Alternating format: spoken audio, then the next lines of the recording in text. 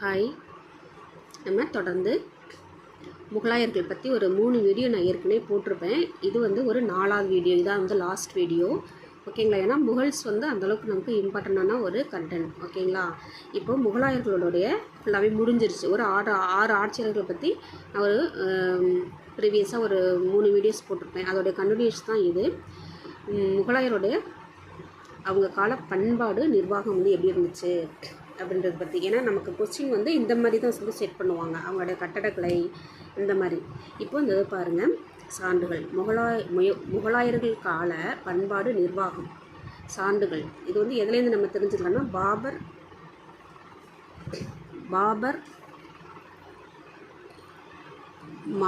பாபருடைய மகள் குல்ஃபதான் பேகம் ஹுமாயூன் நாமா அப்படின்ற ஒரு நூல். அதுக்கப்புறம் அப்துல் ஹமீது லஹோரி, முகமது வரிஸ் பாதுஷா நாமா, இனாயத் கான் ஷாஜஹான் நாமா. அப்போ ஷாஜஹான் நாமாவை யார் உருவாக்குனா? இனாயத் கான். தாராசிகோ யாரோட பையன்? தாராசிகோ நம்ம ஏற்கனவே பார்த்தோம். ஓகேங்களா? இவர் ஷாஜஹானுடைய மூத்த பட்டத்து இளவரசர். இவரெல்லாம் கொன்னுட்டு தான் என்ன பண்ணுவாங்கன்னாக்கா, அவுரங்கசீப் ஆட்சிக்கு வருவார்.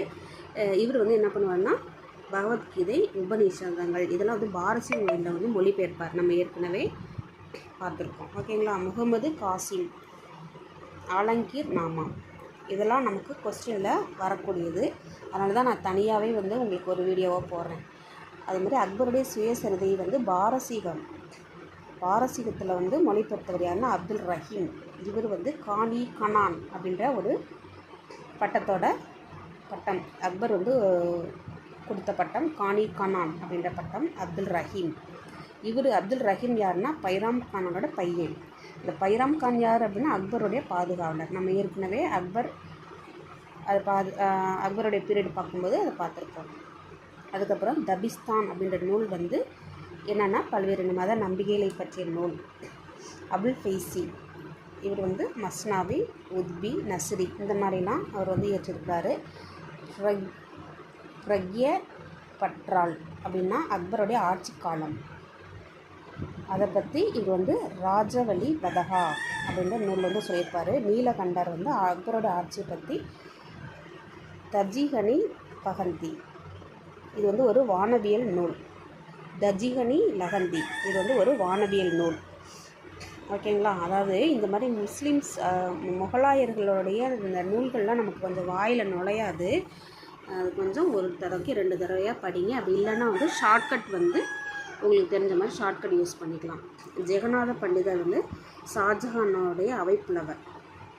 இவர் ரச கங்காதரா அப்படின்ற நூலை எழுதியிருப்பார். குரு அர்ஜுன் சிங் குரு கிரந்தகம். ஓகேங்களா?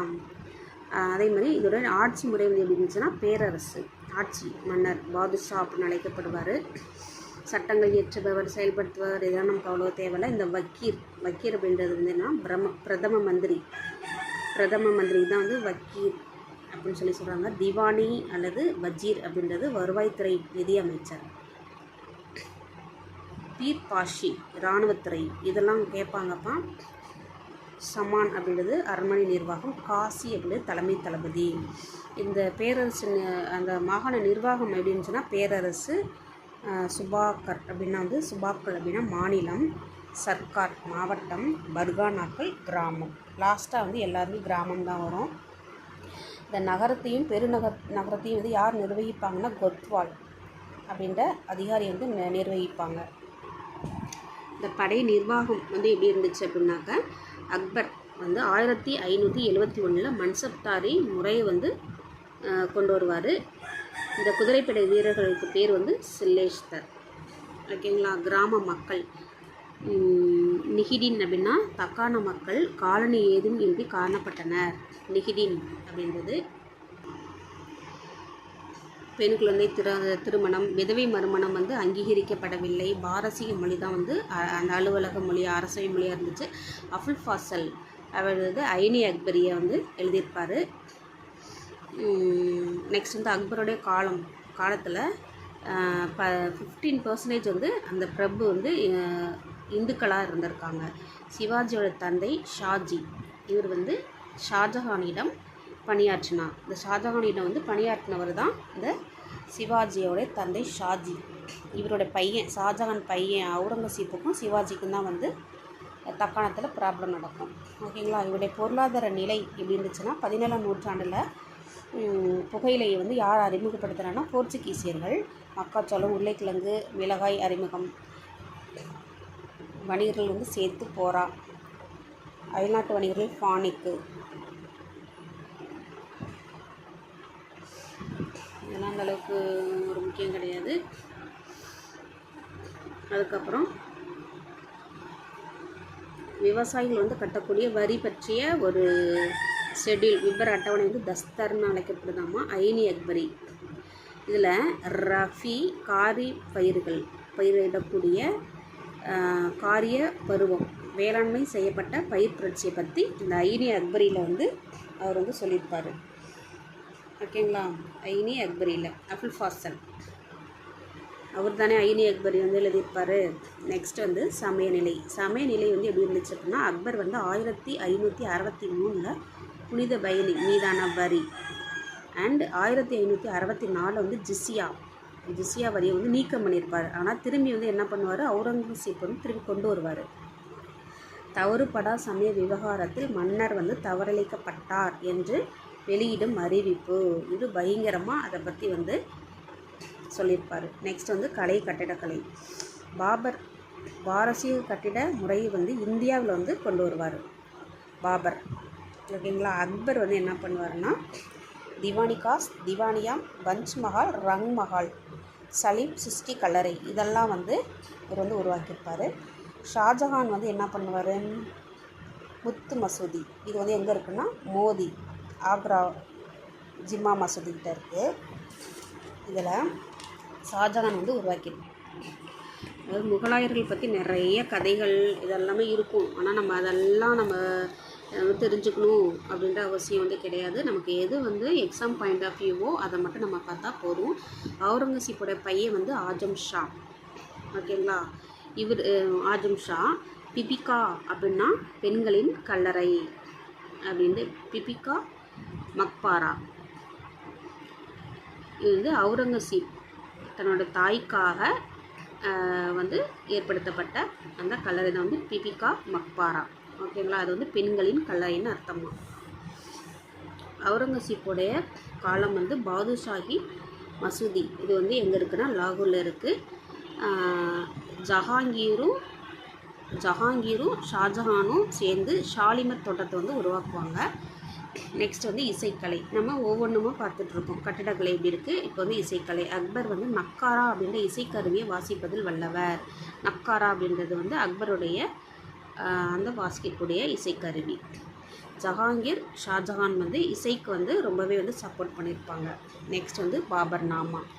அக்பருடைய காலத்தில் அப்துல் ரஹீம் இவர் வந்து பாரசீக மொழியில் வந்து எழுதியிருப்பார். வில்லியம் எர்ஸ்கின் அண்ட் லெய்டன் இவங்க வந்து ஆங்கிலத்தில் வந்து மொழிபெயர்த்திருப்பார்.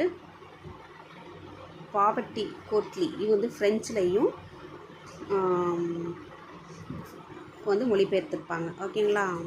அதாவது பாவர்ட்டி கோட்லி வந்து ஃப்ரெஞ்சில் மொழிபெயர்ப்பாங்க. பாபர் நாமா அண்ட் பாதுஷா நாமா இது வந்து என்னென்னா இசை கருவியோடு பெண் வந்து நாட்டியம் ஆடுற மாதிரி வந்து சொல்லியிருப்பாங்க அந்த இதில். நெக்ஸ்ட் வந்து ஓவியக்கலை. ஓகேங்களா. ஓவியக்கலை வந்து ஹுமாயூன் பாரசீகத்திலேருந்து வந்து கொண்டு வந்திருப்பார். மிர் சையது அலி, அப்துல் சமது. அக்பர் கால ஓவியத்தில் வந்து புகழ் பெற்றவர் யாருன்னா இந்த அப்துல் சமது. ஓகேங்களா. இதான் வந்து ஓவியக்கலை. நெக்ஸ்ட்டு அக்பர் பஸ்வான். அது அதாவது ஹுமாயூன் வந்து யாரெல்லாம் வந்து ஆதரித்தார் அப்படின்றது தான். மிர் சையது அலி, அப்துல் சமது.